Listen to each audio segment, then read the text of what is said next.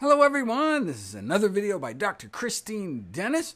For those of you who haven't seen one of her videos yet, Christine is an experienced nutrition and public health scientist who joined us to research videos, write scripts, and now narrate her own videos.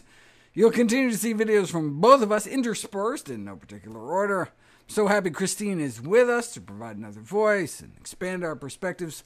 Say hi in the comments, and thanks for giving her a warm welcome to the Nutrition Facts family.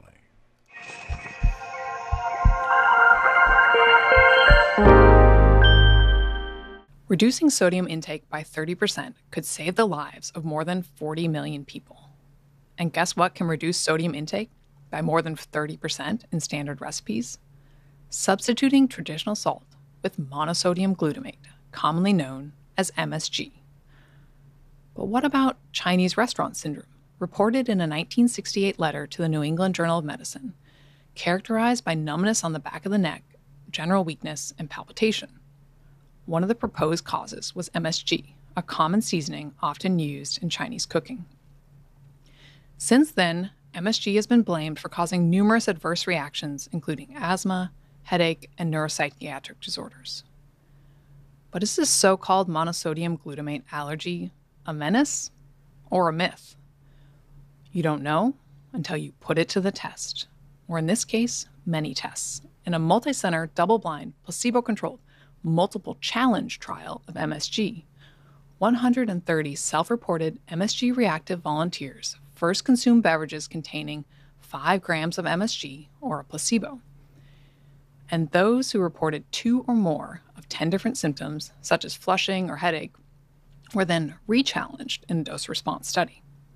Of the 19 people who consistently responded to 5 grams of MSG mixed in a drink, once MSG was given in a capsule, therefore ensuring people couldn't actually taste the MSG, which they could when it was mixed in a drink, only 2 people had reactions.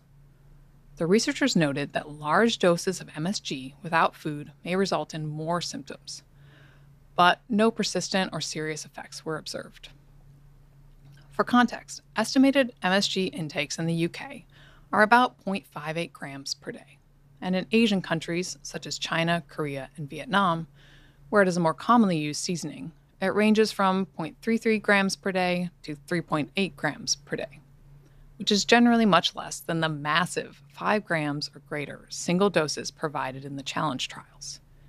Yet only 2 out of 130 people who claimed to be sensitive to MSG had any more symptoms than when they just took a placebo.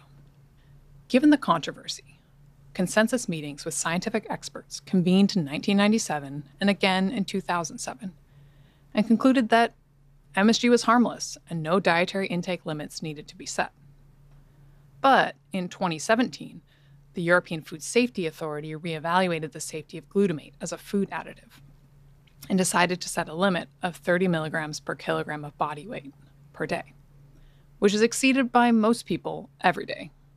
This limit was based off a rat study from 1979, with the EFSA citing potential neurodevelopmental toxicity concerns. But even the author of the original study says they failed to convincingly show such an effect. And given MSG's salt-reducing benefits, might it be A-OK as a much-needed tool to reduce sodium in foods? Now, MSG still has sodium. It's monosodium glutamate, after all, with about 1/3 the sodium of typical table salt. So a better salt substitute would be potassium salt, potassium chloride, which has the potential to save even more lives.